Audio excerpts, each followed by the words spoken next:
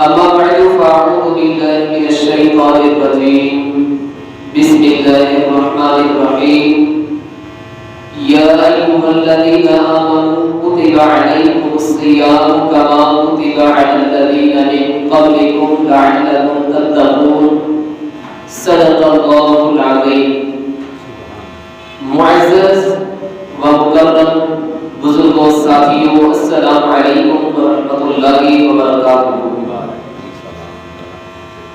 سامعین محترم، اللہ رب العالمین کے لاکھ کروڑوں احسانات جس رب العالمین نے ہمیں رمضان المبارک کا بابرکت مہینہ بھی نصیب فرمایا اور اس کے ساتھ ساتھ آج کی جمعۃ المبارک کی بابرکت گھڑی بھی نصیب فرمائی. تو سامعین محترم، مختصر ٹائم کے اندر میں اپنے موضوع کا اختتام کروں گا. آتے ہیں اپنے موضوع کی طرف. سامعین محترم، یہ جو میرے آپ کے سامنے ایک آیت کریمہ تلاوت کرنے کا شرف حاصل کیا ہے، اس میں یہ آیت کریمہ پارہ نمبر 2 سورۃ البقرہ کی ہے. اس میں اللہ تبارک و تعالی نے ارشاد فرمایا ہے یا ایھا الذین آمنوا کتب علیکم الصیام، اے ایمان والو تم پر روزہ رکھنا فرض کیا گیا ہے. کما کتب علی الذین من قبلکم، جیسا کہ تم سے پہلے لوگوں پر فرض کیے گئے تھے. لعلکم تتقون، اسی لیے کہ تاکہ تم پرہیزگار بن جاؤ، متقی بن جاؤ. تو سامعین محترم، اب روزہ کیا ہے؟ روزے کی لغوی معنی اور روزے کی اصطلاحی معنی اور روزے کی مشروعیت کیا ہے؟ تو سب سے پہلے روزہ کیا ہے؟ روزے کی لغوی معنی ہے کسی چیز کو ترک کرنا، کسی چیز سے رک جانا، اس کو کہتے ہیں روزہ لفظ میں. اور اصطلاح میں روزہ اس کو کہتے ہیں کہ بالغ شخص کا، مکلف اور بالغ شخص کا طلوع فجر سے لے کے غروب آفتاب تک کھانے سے، پینے سے اور جماع سے رکنے کا نام روزہ ہے. اور اپنے نفس کو تقوی حاصل کرنے کے لیے تیار کرنے کا نام روزہ ہے. یہ ہے روزے کی لغوی اور اصطلاحی معنی. اب روزے کی مشروعیت کیا ہے؟ روزہ کب سے شروع ہوا؟ علامہ علاؤالدین حصکفی رحمہ اللہ بیان کرتے ہیں کہ ہجرت کے 1.5 سال اور تحویل قبلہ کے بعد 10 شعبان المعظم کو روزہ فرض کیا گیا تھا. یہ روزہ رکھنا آج کی بات نہیں ہے. یہ روزہ جو ہے زمانہ قدیم کے یونانی جو لوگ تھے اور جو ہندو تھے وہ بھی روزہ رکھا کرتے تھے. یروشلم کی تباہی کے بعد اس تباہی کے دن کو یاد کرنے کے لیے زمانہ قدیم کے یہودیوں نے بھی روزہ رکھا. اور حضرت موسیٰ علیہ السلام کا 40 دن روزے رکھنا اور موجودہ انجیل میں بھی روزے کا ذکر کیا گیا ہے، موجودہ تورات میں بھی روزہ داروں کی تعریف کی گئی ہے. تو روزہ اسی لیے اللہ تبارک و تعالی نے فرمایا اے ایمان والو تم پر روزے رکھنا فرض کیے گئے ہیں جیسا کہ تم سے پہلے جو لوگ تھے ان پر روزے جو ہے فرض تھے، تاکہ تم مسلمانوں کو رغبت ہو، شوق ہو روزہ رکھنے سے. اسی لیے اللہ نے فرمایا کہ تم سے جو پہلے بھی لوگ تھے وہ بھی روزہ رکھا کرتے تھے. تو اب بخاری شریف کی حدیث میں آپ کے سامنے جو ہے سنا دیتا ہوں آپ کو. حضرت ابو ہریرہ راوی ہیں، روایت کرتے ہیں کہ رسول اللہ صلی اللہ علیہ وسلم نے فرمایا روزہ ڈھال ہے، اسی لیے تم جب روزہ رکھو تو جماع سے، کھانے پینے سے رک جاؤ اور جہالت کی باتوں سے بھی پرہیز کرو، جہالت کی باتیں بھی نہ کرو۔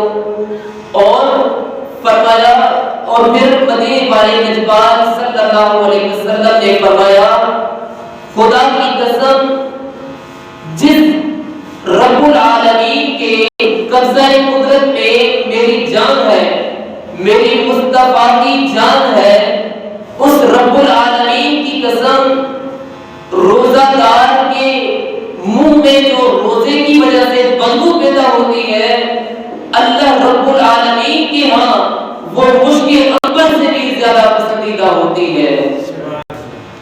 تو سامعین محترم، پھر اللہ تعالیٰ فرماتا ہے کہ روزہ دار میرے لیے کھانے سے، پینے سے، نفس کی خواہشوں سے رک جاتا ہے۔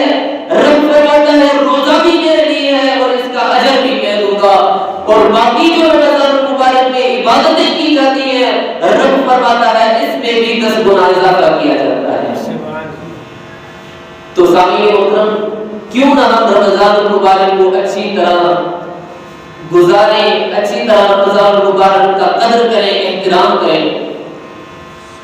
حضرت عبد الرحمن بن عوف رضی اللہ تعالی عنہ بیان کرتے ہیں کہ رسول اللہ صلی اللہ علیہ وسلم نے جو ہے رمضان کا ذکر فرمایا اور رمضان کو تمام تر مہینوں پر فضیلت دیتے ہوئے یہ بات ارشاد فرمائی کہ رمضان المبارک میں جو رمضان المبارک کی جو راتیں ہیں ان میں جو بھی بندہ قیام کرتا ہے وہ مسلمان ہو رمضان المبارک میں ایمان کی حالت میں اور ثواب کی نیت سے جو بندہ رمضان کی راتوں میں قیام کرتا ہے اللہ اس کو ایسے گناہوں سے پاک کر دیتا ہے جیسے کہ وہ ماں کی بطن سے نیا بچہ پیدا ہوا۔ تو جب نیا بچہ ماں کے بطن سے پیدا ہوتا ہے وہ کتنا غلطیوں سے، کتنا گناہوں سے، کتنا خطاؤں سے پاک ہوتا ہے، یہ آپ اس سے خود اندازہ لگا سکتے ہیں۔ تو یہ مثال ہمارے آقا و مولا حضرت صلی اللہ علیہ وسلم نے دیتے ہوئے فرمایا کہ روزہ دار جو بھی بندہ رمضان المبارک میں ایمان کی حالت میں اور ثواب کی نیت سے جو بھی بندہ رمضان کی راتوں میں قیام کرتا ہے اللہ اس کو ایسے گناہوں سے پاک کرتا ہے، ایسے گناہوں سے پاک کرتا ہے جیسے کہ وہ ماں کے بدن سے نیا بچہ پیدا ہوتا ہے۔ تو یہ حدیث شریف جو ہے حضرت امام نسائی نے بھی ذکر فرمائی ہے اور یہ کہا ہے کہ یہ حدیث ضعیف حدیث نہیں ہے بلکہ صحیح حدیث ہے، اور یہ حدیث حضرت ابو ہریرہ رضی اللہ تعالی عنہ سے بھی مروی ہے۔ تو سامعین محترم، یہ تھا روزہ اور روزے کی فضیلت۔ اب ہم نے روزہ بھی رکھ لیا، پھر مشقت بھی کاٹ لی، کھانے پینے سے اجتناب کیا، اب ذرا افطار کی فضیلت سنے گا۔ جو بندہ افطار کرواتا ہے اس کی فضیلت سنیں۔ دیکھیے ایک ہوتا ہے روزہ رکھنا اور ایک ہوتا ہے افطار کروانا، کسی روزے دار کا روزہ افطار کروانا۔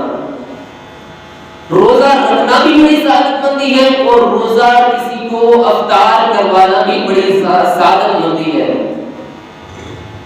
آپ شریعت بیضا کا مطالعہ کر کے دیکھیں تو ماہ صیام میں جس بات پر زور دیا گیا ہے وہ یہ ہے کہ کسی روزے دار کو روزہ افطار کروانا۔ آقا کریم علیہ السلام نے ارشاد فرمایا وَمَنْ فَطَّرَ فِيهِ صَائِمًا، جس نے روزے دار کو روزہ افطار کروایا، پھر فرمایا کان لہو، چار حدیث میں 4 فوائد ذکر کی جاتے ہیں جو روزے دار کو روزہ افطار کرواتا ہے اس کے لیے۔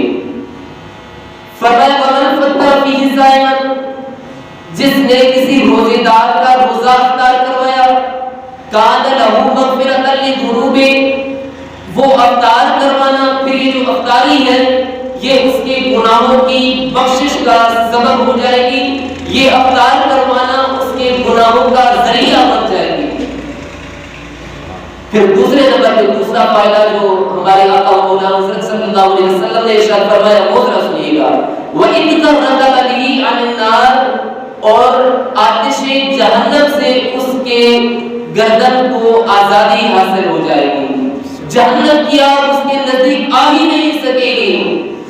پھر تیسرا جو فائدہ میرے آقا مولانا حضرت صلی اللہ علیہ وسلم نے ارشاد فرمایا ہے کہ فرمایا جو روزہ دار کو افطار روزہ کرواتا ہے اس کو اتنا ثواب ملے گا جتنا کسی روزے دار کو ثواب ملتا ہے، بغیر اس کے اجر میں کمی کیے۔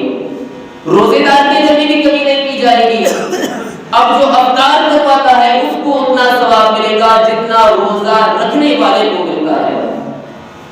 سامعین محترم، ہمارے آقا مولانا حضرت صلی اللہ علیہ وسلم نے اس کی بھی مثال دی ہے کہ ایک شخص صبح سے لے کر ظہر تک کام کرتا ہے، اس کو ایک قیراط دیا جاتا ہے۔ پھر دوسرا جو ہے ظہر سے لے کے عصر تک کام کرتا ہے، پھر اس کو بھی ایک قیراط دیا جاتا ہے۔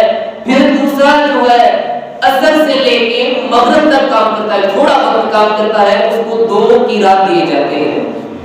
فرمایا پہلی مثال یہ، پہلی اور دوسری جو مثال ہے وہ یہود و نصارہ کی ہے، اور تیسری مثال جو ہے وہ میری امت کی ہے۔ آقا کریم علیہ السلام نے جب یہ بات ارشاد فرمائی تو یہود اور نصارہ اعتراض کرنے لگے کہ ہمارا اجر اتنا تھوڑا۔ آقا کریم علیہ السلام نے فرمایا آپ کا اجر تھوڑا نہیں، ہمارا زیادہ ہے۔ تو جو افطار کرواتا ہے، اب فار ایگزامپل آپ دنیا کی مثال لے لیں، ایک بندہ مزدور لے کے آتا ہے جو کہ صبح سے لے کر ظہر تک کام کرتا ہے، اس کو 1000 روپیہ دیا جاتا ہے۔ پھر دوسرا لے کے آتے ہیں جو کہ ظہر سے لے کے عصر تک کام کرتا ہے، اس کو بھی 1000 روپیہ دیا جاتا ہے۔ پھر تیسرا لے کے آتے ہیں جو کہ عصر سے لے کے مغرب تک کام کرتا ہے، اس کو 2000 روپے دیے جاتے ہیں۔ اب یہ اعتراض کریں جو دوسرے ہیں، جس نے صبح سے لے کے ظہر تک کام کیا اور جس نے ظہر سے لے کے عصر تک کام کیا، جن کو 1000 روپیہ ملا، وہ اعتراض کریں کہ جی ہمیں تو 1000 روپیہ ملا، ان کے ساتھ تو زیادتی نہیں ہوئی۔ لیکن تیسرے نمبر والا ہے جو اس پر جو ہے مہربانی ہوئی ہے، اس پر رحمت ہوئی ہے۔ اب یہ مثال ہی کچھ اس طرح ہے کہ ایک بندہ صبح طلوع فجر سے لے کے غروب آفتاب تک روزہ رکھتا ہے، مشقت کرتا ہے، پیاس کرتا ہے، ہر طرح کی فضول چیزوں سے اجتناب کرتا رہتا ہے، اور پھر دوسرا جو ہے صرف افطار کرواتا ہے، اس کا اور جو روزہ رکھنے والا ہے اور جو افطار کروانے والا ہے ان کا اجر جو ہے وہ ایک ہی جیسا ہے۔ یہ آقا کریم علیہ السلام نے مثال دی ہے۔ اور پھر صحابہ کرام نے جب یہ بات سنی تو صحابہ کرام تڑپنے لگے کہ یا رسول اللہ، ہم تو اتنے مال ملکیت والے ہیں ہی نہیں، ہمارے پاس تو نہ ہی اتنی دولت ہے، نہ ہی مال و ملکیت ہے، ہم افطاری کیسے کرا سکیں گے؟ تو آقا کریم علیہ السلام نے صحابہ کرام سے ارشاد فرمایا، جس نے ومن فطر فیہ صائما من مزقۃ اللبن او تمرۃ او شربۃ من الماء، آقا کریم علیہ السلام نے فرمایا جس نے کسی روزے دار کو ایک سادہ پانی کے گلاس سے روزہ افطار کروایا، اس کو بھی اتنا ثواب ملے گا جتنا روزہ رکھنے والے کو ملتا ہے۔ اور پھر فرمایا کسی نے ایک کھجور کے ساتھ کسی کو روزہ افطار کروایا تو اس کو بھی اتنا ثواب ملے گا جتنا روزہ رکھنے والے کو ملتا ہے۔ پھر تیسرے نمبر پہ ارشاد فرمایا کہ کسی نے ایک گھونٹ دودھ سے بھی کسی کا روزہ افطار کروایا تو اس کو بھی اتنا اجر ملے گا جتنا جو ہے روزہ رکھنے والے کو ملتا ہے۔ تو سامعین محترم، اب تو یہ ہو گیا کہ کسی نے کھجور کے ساتھ افطار کروائی، سادہ پانی کی گلاس کے ساتھ افطار کروائی، یا پھر جو ہے دودھ کے گھونٹ سے افطار کروائی۔ اب جس نے بڑے اہتمام کے ساتھ پرتکلف جو ہے روزہ افطار کروایا، اس کے لیے اب ذرا سنیں، اس کے لیے ہمارے آقا مولانا صلی اللہ علیہ وسلم نے کیا ارشاد فرمایا۔ آقا کریم علیہ السلام نے ارشاد فرمایا جس نے کسی روزے دار کو اچھے اہتمام کے ساتھ پرتکلف افطاری دی تو اس کو حوض کوثر سے ایسا جام ملے گا کہ وہ اس کو کبھی موت بھی نہیں آئے گی حتیٰ کہ وہ جنت میں چلا جائے گا۔ تو سامعین محترم، حشر کی گرمی میں ایسے حوض کوثر نصیب ہوں گے۔ آپ نے یہ بات بارہا علماء سے سنی ہوگی کہ جام کوثر جو ایک بار پی لے اس کو 50,000 سال کے دل میں کبھی پیاس نہیں لگے گی۔ یہ جام کوثر کی خصوصیت ہے۔ تو سامعین محترم، کل جو ہے لیلۃ القدر کی رات بھی ہے، تو اس کے حوالے سے میں سب سے پہلے لیلۃ القدر کی جو رات ہے اس کے حوالے سے میں تھوڑے سے دلائل بیان کروں گا کہ لیلۃ القدر والی رات جو ہے 21 رمضان ہے یا پھر جو ہے 23 رمضان ہے یا 25 یا 27، اس کے حوالے سے میں صرف 27 رمضان المبارک کے حوالے سے دلائل آپ کے سامنے رکھوں گا۔ تو دیکھیں، حضرت امیہ بن کعب اور حضرت امام اعظم ابو حنیفہ اور بعض شافعی حضرات اور جمہور علماء کا یہ نظریہ ہے کہ جو رمضان المبارک کی 27ویں شب ہے یہ وہ لیلۃ القدر کی رات ہے۔ حضرت عبداللہ ابن عباس رضی اللہ تعالی عنہما بھی بیان کرتے ہیں کہ رمضان المبارک لیلۃ القدر میں جو ہے وہ 9 حروف ہیں۔ لیلۃ القدر جو لفظ ہے وہ قرآن پاک میں 3 مرتبہ آیا ہے، الحاصل ضرب ہوا 27۔ تو یہ بھی اس بات کی تائید ہوتی ہے کہ رمضان المبارک کی 27ویں شب جو ہے وہ لیلۃ القدر کی رات ہے۔ اور دوسرا، حضرت امیہ بن کعب انشاءاللہ کہے بغیر اس نے قسم اٹھائی کہ رمضان المبارک کی 27ویں شب جو ہے وہ لیلۃ القدر کی رات ہے۔ اور تیسرے نمبر پہ حضرت عباس رضی اللہ تعالی عنہما بیان کرتے ہیں، حضرت عباس رضی اللہ تعالی عنہ بیان کرتے ہیں کہ رمضان المبارک کی 27ویں شب جو ہے وہ لیلۃ القدر کی رات ہے۔ وہ کیوں؟ اسی لیے کہ اللہ تعالیٰ نے ہفتے میں بھی جو ہے 7 کا جو عدد ہے وہ اللہ تعالیٰ کو پسندیدہ عدد میں سے ہے، اسی لیے کہ اللہ تعالیٰ نے 7 آسمان بنائے، 7 زمینیں بنائی اور ہفتے میں جو ہے وہ 7 دن رکھے اور طواف کے لیے بھی پھیرے مقرر کیے اور اس کے علاوہ جو ہے 7 زمینیں بھی پیدا کی۔ تو اسی لیے اللہ تعالیٰ کو جو ہے وہ 7 کا عدد جو ہے پسند ہے، تو اسی لیے جو رمضان مبارک کا آخری جو عشرہ ہوتا ہے اس کی 7ویں رات جو ہے وہ لیلۃ القدر کی رات ہے۔ تو یہ میرے آپ کے سامنے استدلال جو دلائل تھے وہ آپ کے سامنے رکھے کہ 27 رمضان المبارک کی جو شب ہے وہ لیلۃ القدر کی شب ہے۔ اب وہ جو 21ویں کہتے ہیں یا پھر جو 23ویں کہتے ہیں ان کے دلائل میں نے جو ہے ان کے دلائل کا میں نے مطالعہ نہیں کیا، لیکن جو 27 کل ہے اس کا میں نے مطالعہ کیا۔ اور اس کی فضیلت کیا ہے؟ حضرت علی بن قربہ رضی اللہ تعالی عنہما بیان کرتے ہیں کہ رسول اللہ صلی اللہ علیہ وسلم ایک روز ذکر فرمایا کہ بنی اسرائیل میں 4 ایسے شخص ہیں جنہوں نے اللہ تعالیٰ کی 80 سال عبادت کی ہے اور اس کے علاوہ جو ہے انہوں نے پلک جھپکنے کے برابر بھی جو ہے انہوں نے اللہ تعالیٰ کی نافرمانی نہیں کی۔ جب یہ بات حضور صلی اللہ علیہ وسلم نے ارشاد فرمائی تو صحابہ کرام کو تعجب ہوا، صحابہ کرام حیران ہو گئے کہ 80 سال عبادت کی۔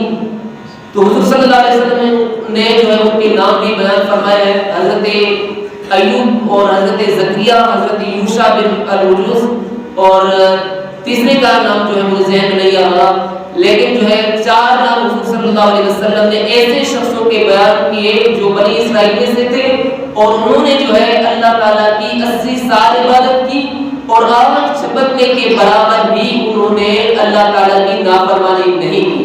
اس پر صحابہ کرام کو تعجب ہوا، پھر جبریل امین حاضر ہوئے، کہا کہ محمد تیری امت کو 80 سال کی عبادت پر تعجب ہوا، اب اس سے بھی زیادہ ایک اور رات ہے جس کے یہ جب ارشاد فرمایا اس سے بھی زیادہ فضیلت والی ایک اور رات ہے تو وہ یہ سورۃ کریمہ ارشاد فرمائی انا انزلناہ فی لیلۃ القدر، تو فرمائی یہ رات اس رات میں جو زیادہ عبادات کرتا ہے وہ 80 سال سے بھی زیادہ ہے، افضل ہے۔ تو صحابہ کرام بھی خوش ہوئے اور آقا کریم صلی اللہ علیہ وسلم بھی مسکرائے۔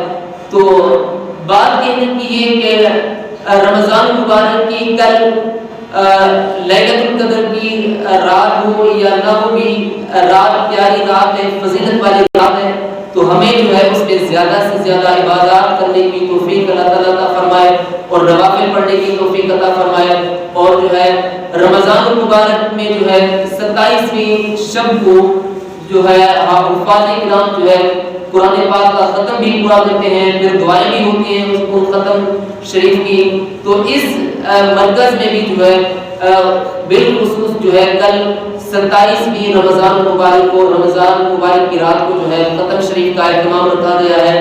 آپ سب کو شرکت کی دعوت ہے۔ اللہ تعالیٰ میرا کہنا اور آپ سب کا سننا قبول و منظور فرمائے۔ وما علیہ